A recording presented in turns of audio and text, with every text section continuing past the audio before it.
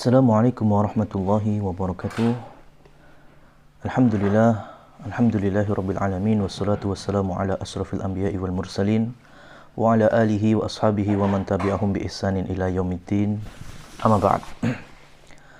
Melanjutkan fikih kurban bagian yang ketiga, yaitu terkait dengan penyembelihan.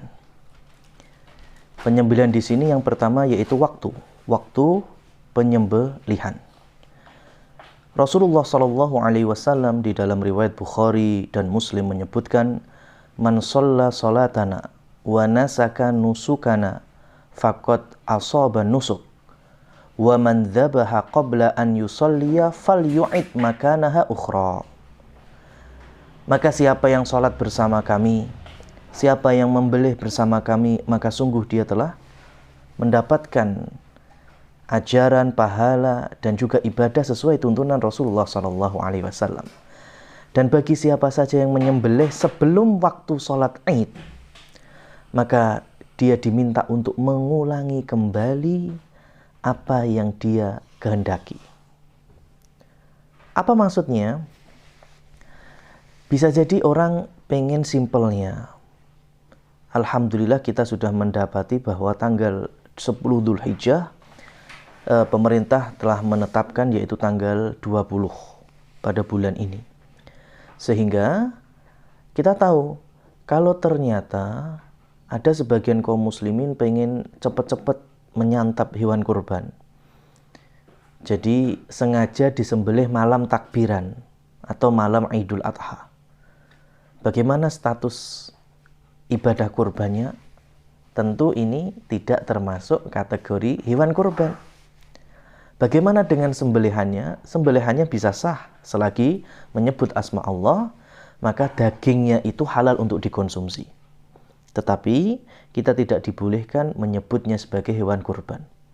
Sebagaimana dalam riwayat yang lain, yaitu Rasulullah Shallallahu Alaihi Wasallam menyebutkan syatu kasyatu lahmin, kambing atau hewan kurban yang engkau sembelih sebelum waktu sholat Id, maka dinilai sebagai kambing biasa.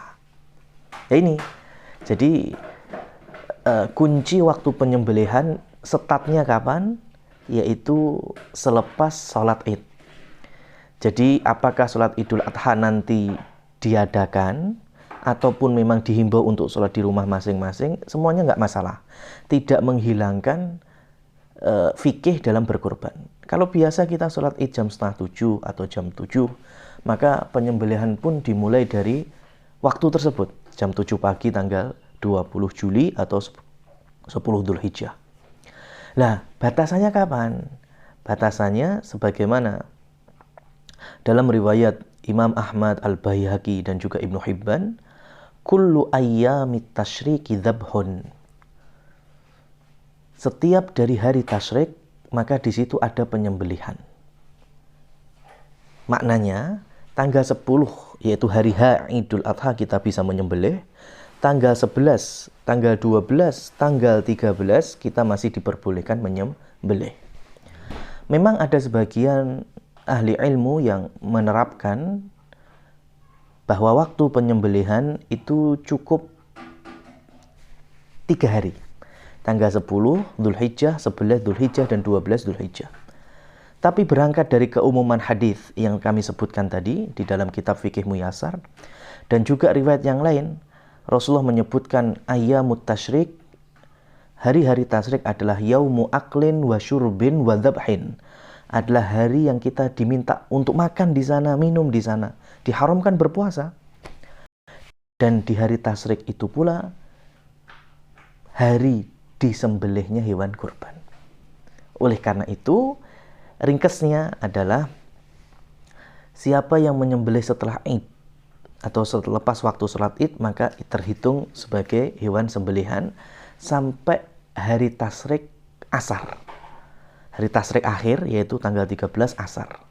Dari sini kemudian sebagian ahli ilmu memberikan catatan dimakruhkan menyembelih selepas waktu terbenamnya matahari atau malam hari. Ya, itu sembelihannya bukan gak sah, tetapi terjatuh hukum makruh. Jadi memang sebaik-baik menyembelih itu di waktu matahari sudah terbit ya sampai waktu asar. Kemudian terkait dengan penyembelihan berikutnya ya adalah orang yang menyembelih adalah orang yang beriman, muslim, dan juga sudah masuk tamyiz. Ya, kemudian adab yang berikutnya, ketika Rasulullah SAW menyampaikan wa ahsinu adzabhah, perbaguslah di dalam menyembelih, maka dari sini harus kita tekankan yaitu terkait dengan senjata tajamnya, pisaunya, pedangnya atau semacamnya. Dan menyembelih itu tidak diperkenankan menggunakan gigi ataupun tulang ya, itu nggak masuk. Jadi menyembelih hewan kurban sama berburu atau soid itu dibedakan. Ya, dibedakan. Pembicaraan kita itu pembicaraan menyembelih hewan kurban. Menyembelih hewan kurban harus ada alatnya, senjata tajam, yang itu merupakan keharusan ditajamkan supaya memperbagus penyembelihan. Memperbagus di sini yaitu menyegerakan kematiannya, kematian hewan kurban, dan mempercepat untuk mengalirnya darah. Dari sini berarti menyembelih harus senjata tajam disembelihkan ke urat-urat nyawa dan kerongkongan itu. Jadi nggak boleh hewan kurban itu dipukul, nggak boleh. Mati karena dipukul, dicekik itu haram. Ya, tidak masuk ke dalam kriteria. Dari sini kemudian kita diperkenankan untuk mempertajam senjata. Ya, mempertajam senjata. Kemudian nantinya ketika hewan sudah siap untuk disembelih, sunnahnya atau adabnya istiqbalul qiblah, menghadap kiblat. Menghadap kiblat itu bertumpu di lambung kiri. Berarti posisi kepala hewan kurban ada. Kalau kita kan kiblatnya ke barat. Berarti kalau di lambung kiri posisi kepala ada di mana? Selatan. Kemudian posisi kaki ada di utara. Kaki di ujurne ke kiblat, kepala juga diarahkan ke kiblat. Kemudian kalau si jagal atau penyembelih itu orang kidal, maka tinggal dibalik. Kepalanya berada di utara, kakinya berada di selatan, bertumpu di perut atau lambung bagian kanan dari hewan kurban. Nah, adab yang berikutnya sebisa mungkin kita memahami psikologis hewan kurban. Jangan sampai antar hewan kurban melihat saudaranya sedang disembelih atau dalam kondisi sudah dimutilasi, sudah dipeceli, sudah pisah antara badan dan kepala. Nah, ini insya Allah bisa dimaklumi semuanya. Dan berikutnya, ketika menyembelih harus jangan sampai lupa menyebut Bismillah Allahu Akbar. Bismillah Allahu Akbar. Bismillah saja boleh, Bismillah Allahu Akbar boleh, dan sebagian ulama tidak memberikan isyarat untuk menambahi lafaz sholawat. Bismillah Allahu Akbar wassalatu wassalamu ala rasulullah. Sholawatnya kalau bisa nggak usah disebutkan. Meskipun sholawat itu mulia, sholawat itu bagian dari ibadah, tetapi penyembelihan jangan sampai ada nama lain selain dari nama Allah Subhanahu wa ta'ala. Jadi cukup Bismillah Allahu Akbar, kemudian disembelihlah hewan kurban itu. Nah, para ulama kemudian menyebutkan pula ada 4 urat. Urat nyawa, urat makan, sama 2 urat kecil di sekelilingnya. Nah, sebisa mungkin 4-4-nya ini terputus. Ya, tapi kalau ternyata nggak sampai 4, setidaknya 2 ini terputus. Urat nyawa sama urat kerongkongan. Uratnya pas sama urat untuk makan. Ya, ini kalau sudah terputus maka sah penyembelihannya. Nah, ma'asyiral muslimin rahimani Allah wa iyyakum. Berikutnya pula di dalam kita menyembelih, ya, setelah kita menyebut nama Allah, diniatkan pula untuk dikonsumsi. Ya, diniatkan untuk dikonsumsi. Jadi tidak benar kalau menyembelih hewan kurban itu hanya untuk niatnya praktikum. Mungkin ada kedokteran hewan, beli kambing, beli sapi, hanya untuk belajar anatomi bagian dari tubuh hewan itu. Tidak diniatkan untuk dikonsumsi, sehingga setelah disembelih dipelajari maka hewan itu menjadi bangkai, dikubur, nggak bisa dimakan. Ya, begitu juga kita latihan nyembelih hewan kurban, harus kita niatkan dikonsumsi. Jangan sampai nanti kemudian sudah menjadi bangkai malah kita makan bareng-bareng. Ya ini, ya maka hewan kurban itu kan sebagian bisa dimakan, sebagian bisa disedekahkan, sebagian bisa dihadiahkan. Nah ini, sehingga jangan sampai kita teledor, ya, sudah menyembelih bukan karena Allah, menyembelih untuk tumbal, menyembelih untuk sajen, ubur rampe macam-macam. Nah ini berarti binatang tersebut binatang yang dihadiahkan untuk kemusyrikan, maka kita haram untuk mengkonsumsinya. Silahkan diniatkan untuk mengkonsumsi.